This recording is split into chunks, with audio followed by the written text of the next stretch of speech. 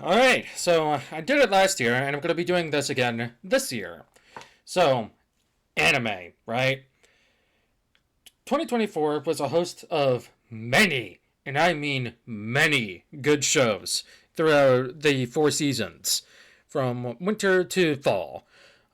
Just know that I will not be including shows like Frieren in this because while the rest of the show did air in 2024, beginning of 2024, it didn't fully release in 2024. It first started in 2023. So I will not be including shows like that where they released the year prior and ended in the year forward. So just gonna get that right out of the way. What do I think of Rerun? I think it's good. That's about it. Is it overhyped? Oh, absolutely. Is it still good though? Oh, absolutely. It's very good. I would recommend watching it if you're a fan of fantasy. If you're not, then sucks to be you, I guess.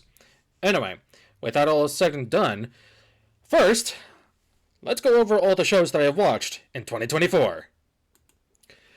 Okay, so starting off, we have Solo Leveling, then Dungeon Meshi, The Wrong Way to Use Healing Magic, Chained Soldier, Hokkaido Gals Are Super Adorable, The Unwanted Undead Adventurer, Gushing Over Magical Girls, Metallic Rouge, or Rogue, I think it's Rouge, Brave Bang Bravern, Cardfight Vanguard Divines, Kaiju number 8, Go Go Loser Ranger, Free Monster, Grandpa and Grandma Turn Young Again, Unnamed Memory, Alia Sometimes Hides Her Feelings in Russian, Wistoria, Wand and Sword, Makyain, Too Many Losing Heroines, The Elusive Samurai, Senpai is an Otonoko, Dahlia and Bloom Crafting a Fresh Start with Magical Tools, Bye Bye Earth, Dandadan, 365 Days to the Wedding, Demon Lord 2099, and Mecha Ude Mechanical Arms. However, that's not all. Much like last year, I will be doing a separate list making a separate list for sequel seasons I watched this year. So, for sequel seasons that I watched, Cinderella Noir, Part 2, Banished from the Hero's Party, I Decided to Live a Quiet Life in the Countryside, Season 2, Bottom Tier Character Tomazaki, Second Stage, Blue Exorcist, Shimane Illuminati Saga, Mashal, Magic and Muscles, The Divine Visionary Candidate Exam Arc, Demon Slayer, Kimetsu no Yaiba Hashira Training Arc, Mushoku Tensei, Season 2, Part 2, That Time I Got Reincarnated as a Slime, Season 3, My Hero Academia, Season 7, The Misfate of Demon King Academy 2, Part 2, Black Butler Public School Arc, Oshinoko, Season 2, Nier Automata version 1.1a, Second Season, The Cafe Terrace and Its Goddesses, Season 2, Shy, Season 2, Cardfight Vanguard Divines, Season 2, and Spirit Chronicles, Season 2. So, with that out of the way, what are my top anime of the year? Well, alright, so after rearranging some things, pinning the tabs so you don't get to see the anime and the positions, I've come up with 10 anime from last year that I watched, that I like, and then 4 sequel seasons. So with that out of the way, what's number 10? Number 10 is Remonster. So, Remonster is an isekai, but it's not a generic old isekai. No.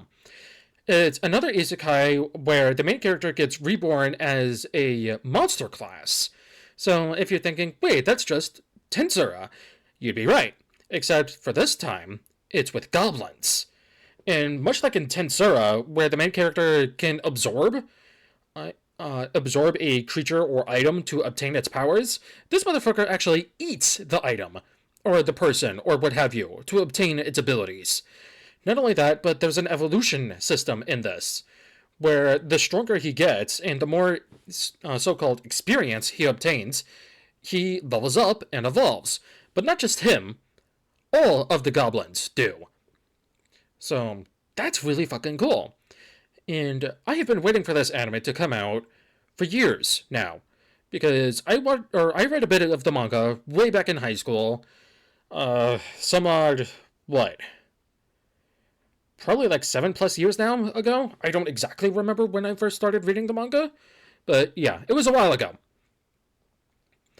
And while it didn't live up to the hype for many people, And while many people think it's trash, as seen by the rating for 6.56 out of 10, I definitely think this is an okay isekai. The animation is hit or miss sometimes, but it's still an entertaining watch. It's still a very good show. I would highly recommend. For number 9, we have Alia Sometimes Hides Her Feelings in Russian. A rom-com with a gimmick girl. And what is this gimmick girl's gimmick, so to speak? She hides her feelings in Russian, as it says in the title. So Alia, this white-haired chick with blue eyes, sometimes speaks her mind in Russian. But unbeknownst to her, the person that she has feelings for actually understands Russian. Hilarity ensues. Kind of. This was just an all-around good show to watch. It was entertaining. It definitely needs a second season, though. It's 1,000,000% not finished yet. I just hope that the dude, grows a backspine and says, all of the things that you've been saying in Russian, well, I can actually understand everything you've been saying. So, yeah, sorry about that. Anyway, moving on, we got Mechanical Arms. I remember watching this back on YouTube from Raina Scully way back when, and the fact that it got a full anime release made me beyond happy. This anime, for being an original, was really good. I thoroughly enjoyed my time watching it. I would definitely recommend it if you're a sci-fi nut, because it's definitely different than most shows out there that are sci-fi. So there's these beings called, mechanical arms, that they forge a bond with a human being and have, like, a special gimmick to them, right? And all of them are different. So you could say they're like stands from JoJo or like quirks or what have you. They're really versatile in what they do and whatnot. And the show is just pure shonen fun. I would definitely recommend the show if you have the time to spare to watch it. Next up, we have Metallic Rouge. This show is only on here for one reason and one reason only. I like tokusatsu. More specifically, Kamen Rider. I'm more of a Kamen Rider fan than a Super Sentai fan, to be honest. I haven't watched anything Boom Boomjer at all. I think the suits are fucking ugly. And I don't care for the mecha at all. I'm really hoping number 1 Sentai, the next season, or the next series, is better. The suit designs already look promising. The mecha, not so much. But anyway, you're not here about me rambling about Toku. You're here about me rambling about anime. Metallic Rouge. It's a good show, I would say. It's definitely better than a 6.2 out of 10. I would definitely say it's more of a 7, personally. But, no offense to this show. It's just me. My memory is shit, and I watched it early on in this year. So I don't remember much of what happened in the show. But I just know that I really liked watching it. Characters were good, voice acting was great, as per usual. Everything about this show was good. I liked it for what it was. And yes, the only reason why I watched it again was because tokusatsu. Anyway, next up, we have Cardfight Vanguard Divines. I am a huge TCG nut. And one of my favorite card games is Vanguard. What's it called now? Is Premium the old one? Pre-reboot. The reboot series fucked everything up.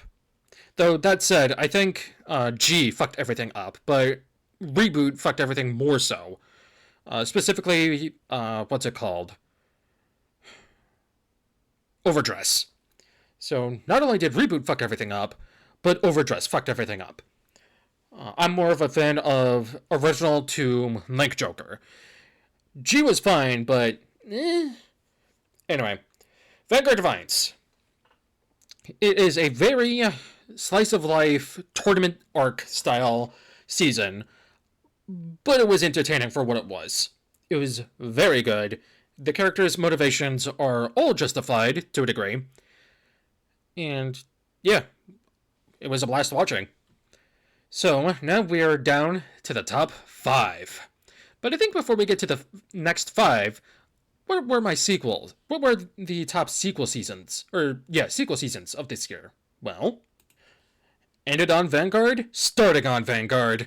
Vanguard Divine Season 2 is number 4.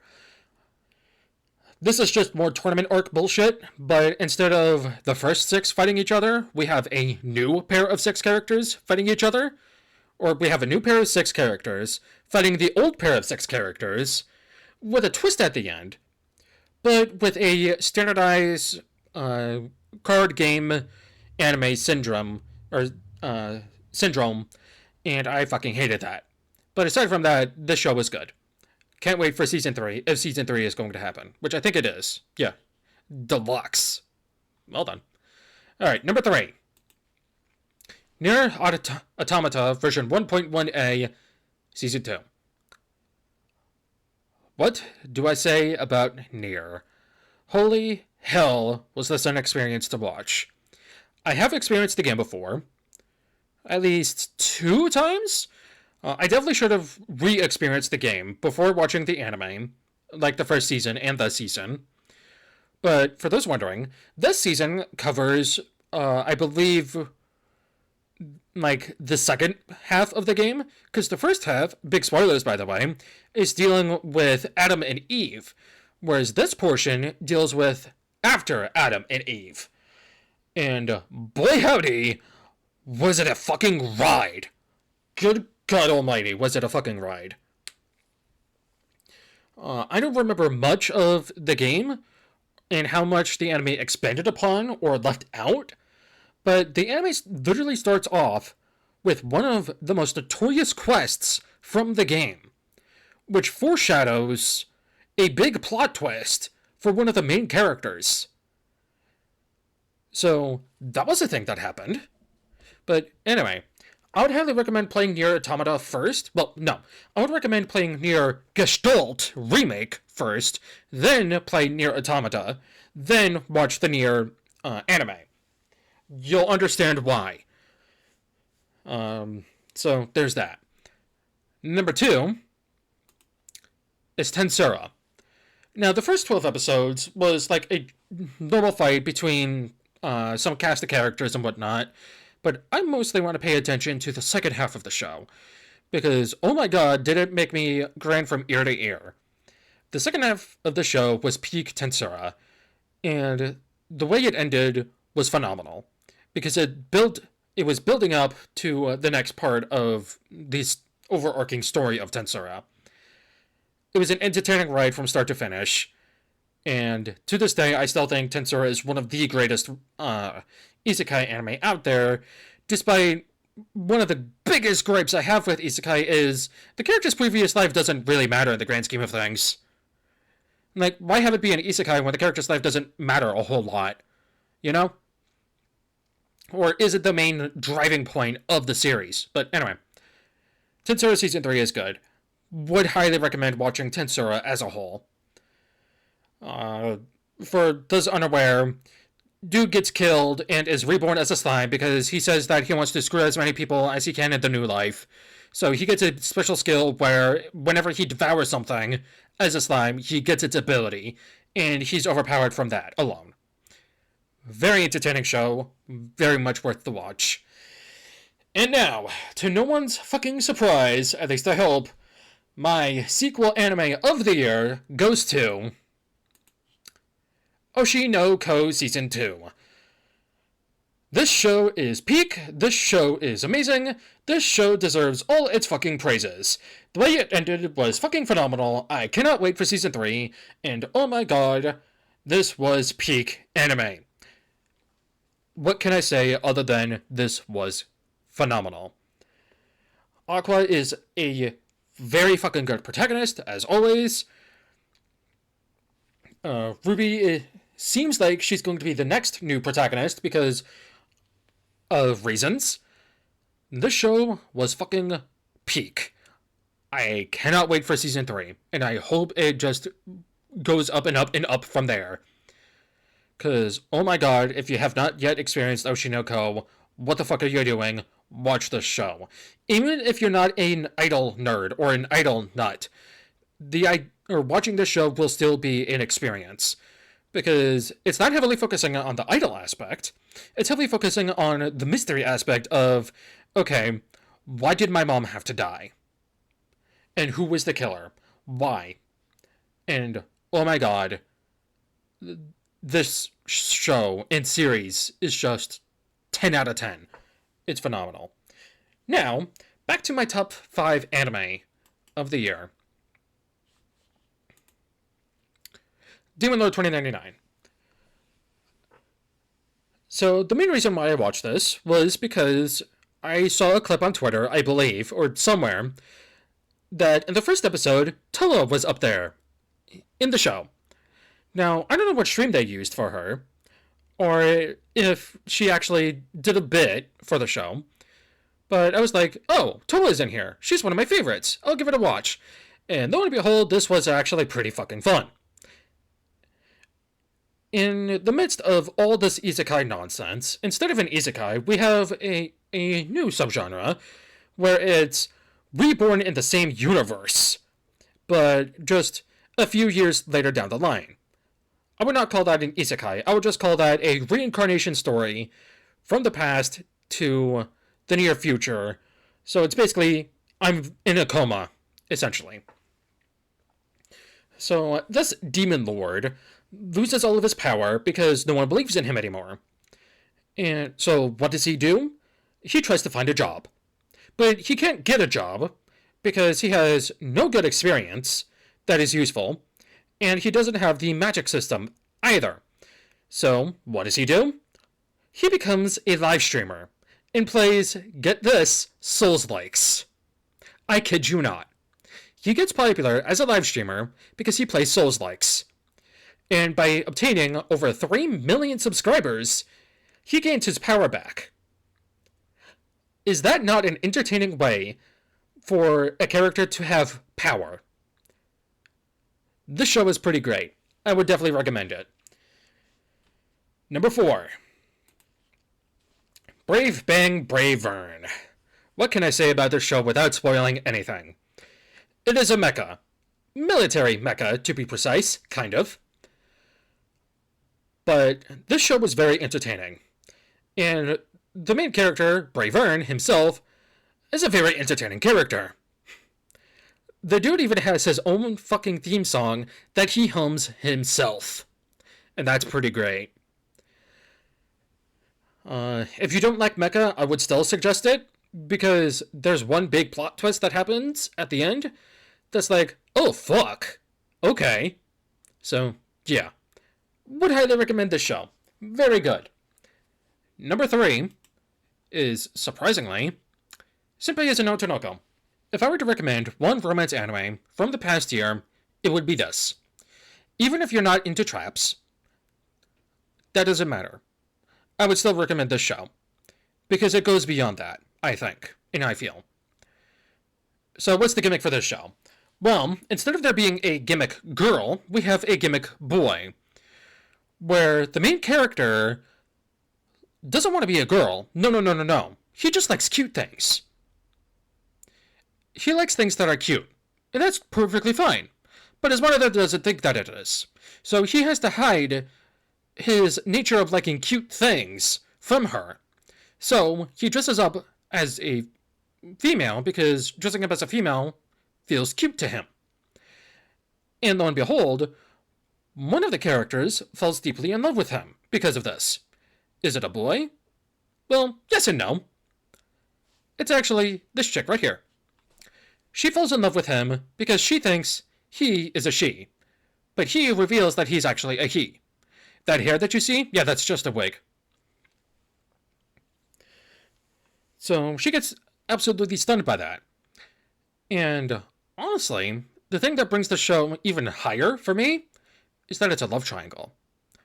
And in the midst of all this LGBT nonsense, where LGBT in stories is usually forced down people's throats, this doesn't feel forced at all. It actually feels warranted. It's a love triangle between these 3 characters. And you can't help but feel, glad for these characters as well. And I'm going to say this and then move on. The character is not trans. He just likes cute things, and he wants to dress up cute. You can still be a guy and like cute things. Let's move on, shall we? Number 2. The Story of Wand and Sword. Now, there has been another show that followed a similar formula to Black Clover, where main character doesn't have a lick of magic, so he has to abuse his physical prowess. Mashal. Mashal is funny. I won't deny that. But it is very one-note. The characters are very gimmicky, and they don't go beyond their one-notedness. Whereas Black Clover, they do. With Story of Wand and Sword is very much the same way, where the characters aren't one-note. They have depth to them. Anyway, with Story of Wand and Sword follows the adventures of Will, a character who has no magic whatsoever, so he has to resort to his physical capabilities. So, he uses a sword and magic tools to get anywhere close to being able to do what he wants to do. This show is Mashal, but better. People only like Mashal because it's funny. And that's fine. But this is the better show, in my opinion. Not because it's even funnier, but because, again, the characters aren't one note. I would highly recommend watching Wand and Sword if you liked Mashal, or hell, even if you liked Black Clover.